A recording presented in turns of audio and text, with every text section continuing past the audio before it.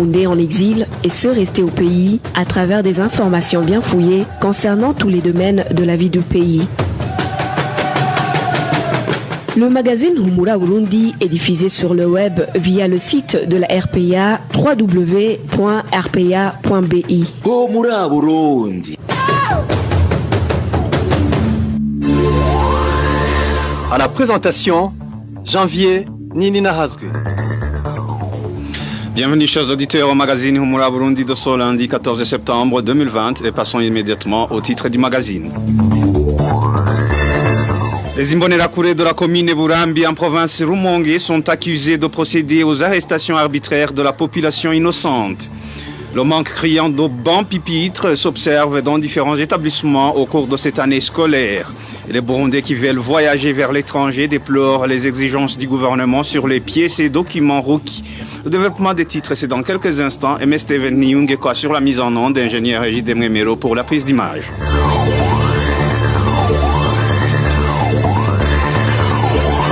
Encore une fois, bienvenue. Un homme a été décapité par sa femme ce dimanche au quartier Gihwanya, zone et commune et province Rumonge. Actuellement, cette femme est recherchée par la police. Trésor Nyongabo pour plus de détails. La personne tuée par sa femme était en Imbonerakure du quartier Gihwanya, zone, commune et province Rumonge, connue sous le nom de Babdoul. Selon les informations en provenance de cette localité, c'était dans la nuit de ce dimanche lorsque la nommée Nadia Inamahoro a égorgé son mari. C'était un Imbonerakure qui percevait de l'argent pour le compte de la commune. Il s'était déjà séparé de sa première femme et en avait épousé une deuxième. C'est cette dernière qui l'a décapité comme une chèvre. Les sources de la RPA à Rumonge font savoir que Nadia Inamahoro est ensuite partie en emportant avec elle les objets ménagers. Ce n'est que vers 21h que le corps de la victime a été découvert. Ce qui montre que c'est elle la coupable, c'est que par après, elle s'est enfuie. Il est évident qu'elle n'a pas commis le crime seule. Elle avait des complices. De plus, elle a envoyé un message à la première femme lui disant d'aller récupérer le corps pour l'enterrer. Actuellement, la police est à la recherche de la présumée coupable de cet assassinat. Trésor Nyongabo. Des violations des droits de l'homme sont toujours signalées dans la commune Burambi en province Rumonge.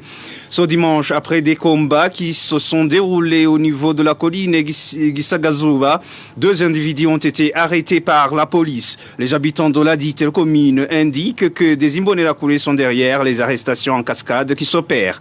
Le point avec Eloge Divin Remèche. D'après les informations en provenance de la colline Gisagazuba, zone Malanvia de la commune Burambi, après les affrontements de ce dimanche, il s'en est suivi des arrestations en cascade opérées sur des personnes soupçonnées de collaborer avec des groupes armés. Les habitants de la colline Gisagazuba disent qu'un vieillard prénommé Silver et son fils Ninheretse, policier au commissariat de Rumonge, qui était venu rendre visite à sa famille, ont été tous arrêtés par des policiers du commissariat de Burambi. Ces derniers les accusaient d'avoir hébergé des rebelles qui ont récemment mené des attaques en commune de Burambi, indiquent nos sources. Les habitants de Gisagazuba, qui se sont entretenus avec la RPA, révèlent que les accusations portées à l'endroit de Silver et son fils Ninheretse ne sont pas fondées. Dans cette même localité de Gisagazuba, les habitants parlent d'une arrestation d'un certain Leonidas Ngabirano, alias Toroshi, survenu jeudi passé. Le surnommé Toroshi a été lui aussi arrêté par des policiers du commissariat de Burambi qui l'accusaient de collaborer avec des rebelles. Les habitants font savoir que d'après les informations qu'ils ont reçues, le surnommé Toroshi ne serait plus détenu au commissariat de Burambi depuis ce dimanche. Ce dernier aurait même été torturé à son arrivée dans le dit commissariat, d'où ils craignent pour sa sécurité. Les habitants de la commune Burambi regrettent que chaque fois qu'il y a des affrontements entre groupes rebelles et forces de l'ordre, il s'ensuit toujours des arrestations faites par des forces de l'ordre avec la complicité des Imbonerakure. Ils révèlent que les opposants au parti CNDD-FDD sont devenus des cibles de ces Imbonerakure. La RPA a pu connaître certains noms de ces Imbonerakure pointés du doigt par les habitants de la commune Burambi. Il s'agit de Marius Ndikumwenayo, blessé ce dimanche au cours des combats qui ont eu lieu à Machoro sur la colline de Gisagazuba. Gisagazuba. Des combats qui, selon ses habitants de Gisagazuba, opposaient les forces de l'ordre aux combattants du mouvement Red Tabara. À celui-là s'ajoutent d'autres Imbonerakure, à savoir Charles Ntakarutimana, Evariste Kubwimana, Jean Bosco Nitunga, Pacifique Nkunzimana, le nommé Niemwongere, qui est l'actuel chef de la colline Maramvya, ainsi que le chef de zone Maramvya, du nom de Prime Nyongabo, tous de la commune Burambi. À ce propos, la rédaction de la RPA n'a pas pu joindre l'OPC de Nibaheke, le commissaire communal de Burambi, ainsi que les Imbonerakure cités dans les persécutions des personnes soupçonnées de collaborer avec des groupes armés.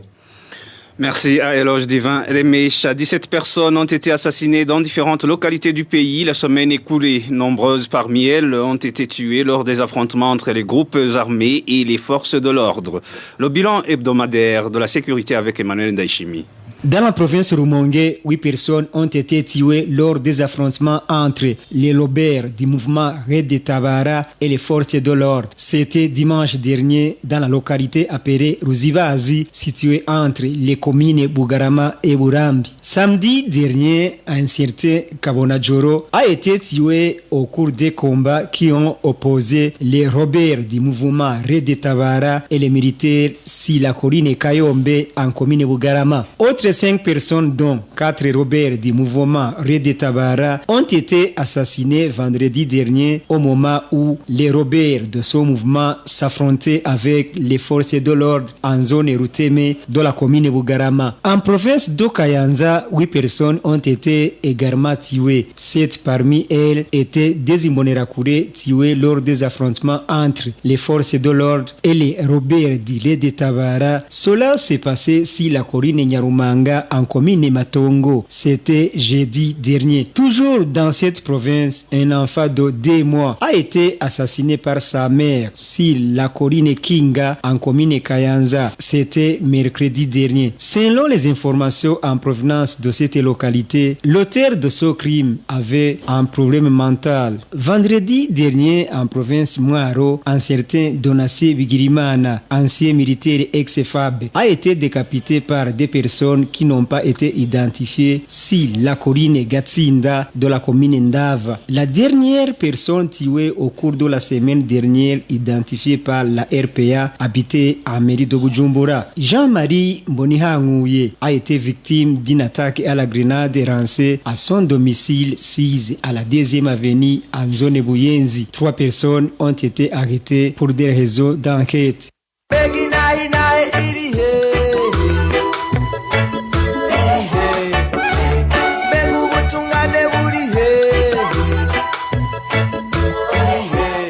RPA reste solidaire avec les journalistes du groupe de presse Iwachu, Agnès Ndirusa, Christine Kamikazi, Terence Modenzi et Egide Harerimana, en détention depuis le 22 octobre 2019.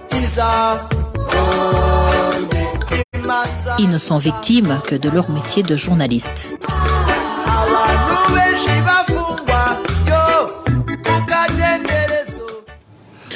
Le principe de la prescription trentenaire devrait être pris en considération pour le cas de 370 familles de la colline Rukana en commune Rugombo de la province Chibitoke, dont les terres ont été récemment attribuées à la Cogerco par la CNTB. Avis de maître Janvier Vigilimane. Pour lui, la Commission nationale des terres et autres biens a toujours manifesté son côté penchant. Suivez. Les difficultés que rencontrent les 370 familles de la province de Chibitoke face à la mesure d'expulsion par la Commission nationale des terres et autres biens de la propriété foncière sont des difficultés qui ont été rencontrées par d'autres Burundais parce que la Commission nationale des terres et autres biens depuis quelques années fonctionne sans respect de la loi, notamment la loi en matière des biens et des propriétés foncières. La CNTB a exproprié beaucoup de Burundais de façon illégale et irrégulière. Nous pensons que c'est dans cette cadence que ces populations aujourd'hui sont menacées d'être expulsées de les propriétés foncières. Nous avons appris que ces populations venaient de passer environ 75 ans dans ces propriétés foncières. En principe, pour ce genre de situation, la loi burundaise prévoit ce qu'on appelle la prescription acquisitive pour avoir occupé un terrain pendant pendant plus de 30 ans de façon régulière, continue et sans équivoque. Et nous pensons que l'État avait tous les moyens de pouvoir revendiquer ses droits si telle occupation n'avait pas été légale. Surtout que la Cogerco est une entreprise qui n'avait pas fui le pays. Nous pensons que c'est une amalgame créée par cette commission qui agit avec des motifs politiques pour servir les intérêts du CNDD-FDD. Et si jamais le gouvernement aurait besoin de ces terres pour d'autres finalités, ces citoyens devraient d'abord être indemnisés. Suivez encore une fois Maître Janvier Wigilimane. Dans la mesure où ces populations n'ont pas d'autres alternatives qui sont proposées, nous en appelons donc à la responsabilité d'autorités publiques pour régulariser cette situation. Et si une expropriation pour cause d'autorité publique doit être opérée, elle doit respecter les procédures et les principes qui sont posés par le Code de foncier, notamment aux articles 411 et suivants du Code de foncier burundais. Et sinon, toute autre mesure qui va viser à expulser ces populations sans aucune indemnité compensatoire, on sera dans une expropriation illégale qui est bannie par l'article 36 de la Constitution de la République du Burundi. C'était Maître Janvier Wigilimane. Page éducation, manque de bancs pupitres au lycée de la convivialité et à l'école communément appelée chez Makassi de la zone Kanyosha en commune Mouha dans la municipalité de Bujumbura. La plupart des élèves s'assoient par terre. Le point avec Walter Kwizir. Depuis la rentrée scolaire de l'année 2020-2021, il s'observe un manque de bancs pupitres à l'école primaire et au lycée de la convivialité. La même situation est signalée dans une école voisine communément appelée chez Makassi. À ces écoles, beaucoup d'élèves s'assoient par terre. L'enfant de cet habitant de Bujumbura fréquente l'école primaire de la convivialité. Les écoliers qui occupent les places de devant s'assoient par terre. C'est presque la moitié de la classe. L'autre moitié s'assoit sur les bancs pupitres. À l'école secondaire, les bancs pupitres sont insuffisants et en mauvais état, alors que les élèves sont très nombreux. Dans ces écoles, il y a un sureffectif d'élèves. Dans une classe, on peut y trouver plus de 100 élèves. Il y a des classes qui ont un grand effectif. Certaines classes comptent plus de 100 élèves. C'est le cas de l'école appelée chez Makassi qui compte 140 élèves par classe. Nos sources à cet établissement indiquent que le surnombre des élèves à ces établissements et son manque de bancs pupitres sont parmi les causes de faible taux de réussite qui s'observent souvent à cet établissement. Contacté à ce propos par la rédaction de la RPA, Claver Ndikurio, directeur de l'enseignement en commune Mouha, nous a indiqué qu'il n'est pas au courant de ce problème, mais qu'il va s'informer. Merci Walter Kwizera. Les voyageurs vers l'étranger déplorent le fait que le gouvernement burundais leur exige beaucoup de documents et d'argent.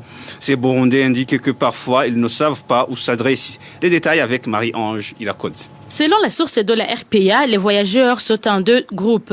Le premier groupe est celui des personnes qui veulent voyager à l'extérieur du pays par la voie routière et l'autre groupe est de ceux qui voyagent par la voie aérienne. Ces derniers disent avoir du mal pour trouver tous les documents exigés par le gouvernement. Ce citoyen qui a voulu garder l'anonymat nous a dit, je cite, « À vrai dire, il est compréhensible de prendre des décisions dans de telles situations de la pandémie.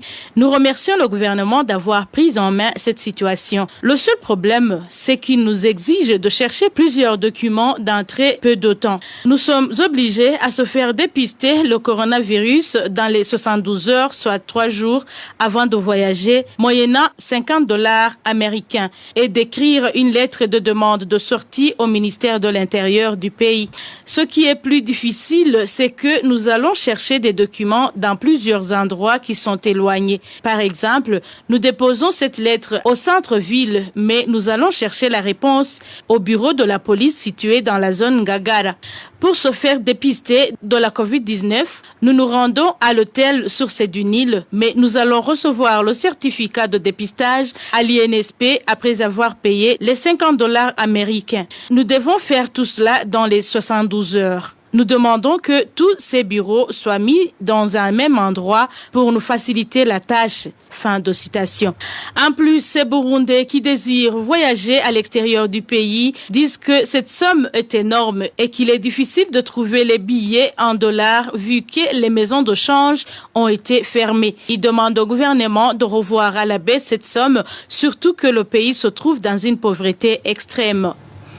C'était un reportage signé Marie-Ange Irakodze. Dernière page de ce magazine. Il s'observe une carence d'emballage biodégradable dans les marchés, les magasins et les pharmacies. Les vendeurs de ces emballages indiquent que lorsqu'ils vont s'approvisionner dans les entreprises qui les fabriquent, on leur rétorque que les stocks sont vides. D'où ils se retrouvent dans l'obligation de faire recours aux sachets non dégradables. C'est un reportage de Clovis Nyonzim. L'utilisation des sachets en plastique s'observe encore à Mairie de Bujumbura, tout comme à l'intérieur du pays. C'est la société Pakobu qui a le monopole de fabrication des emballages biodégradables. Pourtant, lorsque les vendeurs de ces derniers y vont pour s'approvisionner, on leur signifie qu'il n'y en a pas. Ce vendeur témoigne. La manière de travailler de la société Pakobu n'est pas claire. Il y a des emballages de différentes dimensions. Quand tu vas là-bas pour leur montrer l'échantillon de ce que tu veux, on te dit qu'ils n'en ont pas ou que la seule machine utilisée ne fonctionne pas ou encore qu'ils n'ont pas la matière première. Les vendeurs d'emballages biodégradables font savoir en effet que si jamais on ne multiplie pas les entreprises de fabrication de ces emballages, la problématique de l'utilisation des sachets en plastique ne sera pas résolue. Si on analyse la situation, il faudra multiplier les sociétés pour fabriquer plusieurs emballages. Sinon, même aujourd'hui, il s'observe l'utilisation des sachets non biodégradables dans les pharmacies, dans les boucheries, dans les alimentations et les marchés. Il y a plus d'une année que le gouvernement a pris une décision interdisant l'utilisation des sachets en plastique. Il avait également promis qu'une loi serait mise en place pour faciliter la fabrication et la commercialisation de ces emballages. Et voilà, c'est sur ce reportage de Clovis Nyonzima que nous mettons fin à son magazine Humura Burundi de ce lundi 14 septembre 2020. Merci pour votre aimable écoute et merci à toute l'équipe de la rédaction pour la collecte et le traitement de toutes ces infos. Merci à MSTV Niungeko et à Ingénieur Ejide Mwemero pour la bonne collaboration technique. À la présentation, vous étiez avec Janvier Ninina Hazwe. Passez de bons moments chez vous.